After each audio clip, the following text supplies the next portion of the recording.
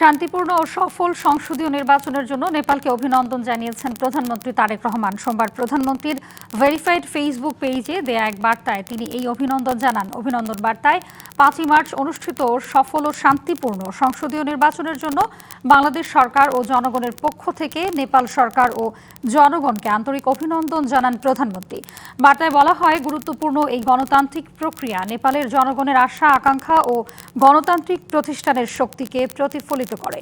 এছাড়াও নেপালের নতুন সরকার ও জনগণের সঙ্গে ঘনিষ্ঠভাবে কাজ করে বাংলাদেশ দীর্ঘদিনের বন্ধুত্ব ও সহযোগিতাকে আরও শক্তিশালী করার প্রত্যাশাও ব্যক্ত করা হয়।